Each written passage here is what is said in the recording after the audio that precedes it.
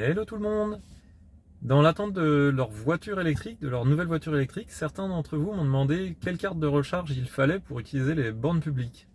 Alors dans un premier temps, je répondrais pas de panique, à part si vous habitez à 300 km de la concession, normalement ça devrait aller, vous devriez pouvoir rentrer. D'ailleurs à ce propos, pensez à demander aux concessionnaires qui vous livrent quand même la précieuse, avec le plein d'électrons, c'est toujours plus sympa de rentrer, au moins on est serein pour le premier trajet. Ça leur coûte rien et ils peuvent le faire. Pour après, une fois qu'on est rentré chez soi, pour les trajets suivants, on est encore sous couvre-feu, donc de toute façon les grands voyages c'est pas pour tout de suite. On trêve de plaisanterie. C'est vrai que l'attente de la nouvelle voiture électrique c'est toujours un moment un peu long, et d'acheter les cartes, enfin de récupérer les cartes de recharge, ça permet au moins de patienter un peu jusqu'à obtenir la voiture. Du coup je vais vous présenter celles que j'ai, les 4 cartes que j'ai. Alors j'en ai 4, on peut considérer qu'une suffit. De mon côté, je trouve que c'est toujours mieux d'avoir plus d'un tour dans son sac, comme on dirait. Et du coup, moi j'en avais pris 4. Comme vous le savez, pour ma part, je roule en Tesla. Et Tesla propose son propre réseau de recharge au travers des superchargeurs qui ne nécessitent pas de carte de recharge. Alors, par contre, ça ne concerne que les Tesla, donc j'ai pas envie de m'étendre dessus parce que ça va pas intéresser tous les électromobilistes. Donc je vais en venir aux 4 cartes que je possède. Voilà, en commençant par la première, que je sélectionne. Donc celle-là, c'est la carte C'est ma borne.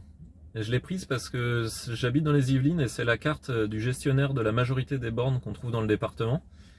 Et je m'étais dit, c'est toujours bien de montrer à son département qu'on s'intéresse à ce qu'il fait en termes d'électromobilité. Et c'était presque un acte militant, si on peut dire. Accessoirement, elle était gratuite, donc ça m'a aidé à la prendre.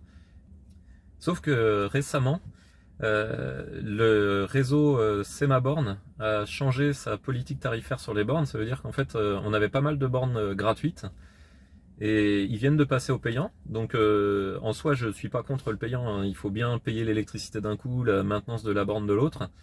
Le seul petit problème c'est que je pense qu'ils ont pas très bien compris le problème, puisque maintenant en fait on se retrouve avec la carte qui est la plus chère de tout le lot sur leur propre borne. Donc c'est un peu stupide.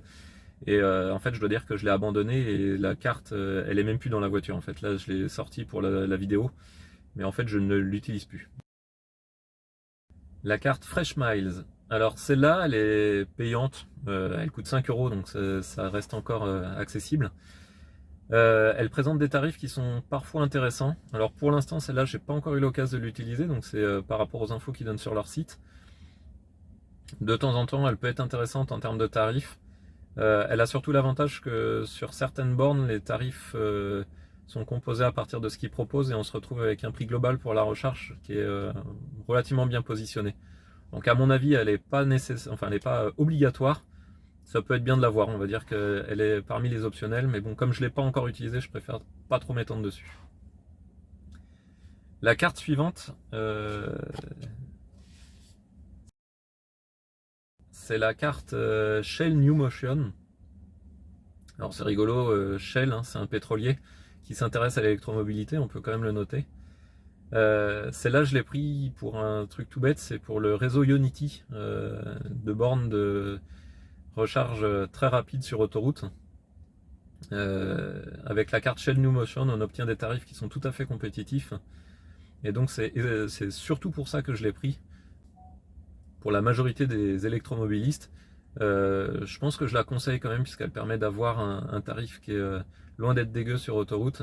La carte ne vaut rien en plus, on peut la commander gratuitement.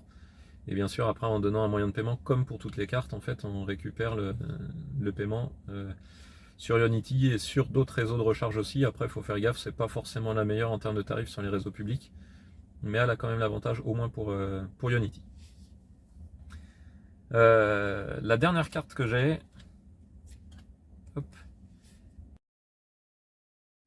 c'est la Charge Map. C'est la plus connue, c'est aussi une des plus chères, si ce n'est la plus chère. Elle est à 19,90 au moment de la commande. Elle a l'avantage par contre, c'est qu'elle est extrêmement bien acceptée, elle est acceptée à beaucoup d'endroits. La majorité des recharges que j'ai faites pour l'instant c'est avec celle-ci, même si c'était souvent des charges gratuites. Les tarifs de la charge map sont à peu près dans la moyenne, c'est loin d'être les meilleurs en permanence, mais par contre ils sont acceptés partout. et leurs tarifs ne sont pas déconnants quand même. Donc je pense que ça, pour le coup, s'il y en avait qu'une seule, c'est celle-là que je recommanderais.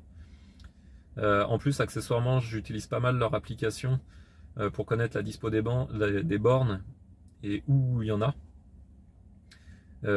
Donc techniquement, je trouve ça assez logique de prendre leur carte dans la mesure où j'utilise pas mal leur application.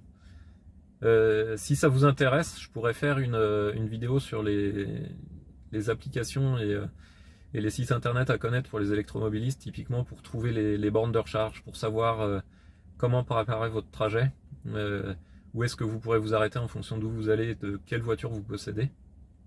Il existe tout ça déjà sur internet ou sur des applis. Ça peut faire l'objet d'une vidéo si ça vous intéresse. Voilà pour les 4 cartes que j'ai, enfin les 3 du coup, puisque je vous ai dit qu'il y en avait une que j'avais éliminée. Après, je pense qu'il ne faut pas se prendre la tête. Des cartes, il y en a pléthore. Il y a certaines marques qui proposent carrément des cartes liées à la marque de la voiture, à des tarifs plus ou moins intéressants. Je pense que ça vaut le coup de se faire une petite passe sur les différentes cartes qu'on envisage, voir en fonction des bornes qu'on va utiliser, qu'est-ce que ça coûte. Mais je pense que surtout qu'il ne faut pas se prendre la tête, pas avoir une cinquantaine de cartes qu'on va sortir chacune une fois dans l'année. Dans tous les cas, de toute façon, vous passerez pas du simple au triple en termes de tarifs. Et du coup, avoir une, deux, trois cartes, je pense que ça suffit amplement. Voilà pour cette vidéo. J'espère que ça répond à peu près aux questions que chacun se pose. Dites-moi si ça vous intéresse, je vais essayer de faire assez rapidement une petite explication sur comment utiliser les bornes de recharge.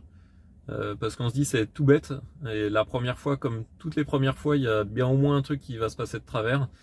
Et je pense qu'il y a des petits conseils à connaître juste pour pas tourner bêtement autour de la borne sans forcément avoir toutes les astuces pour se recharger. C'est pas insurmontable, hein, loin de là.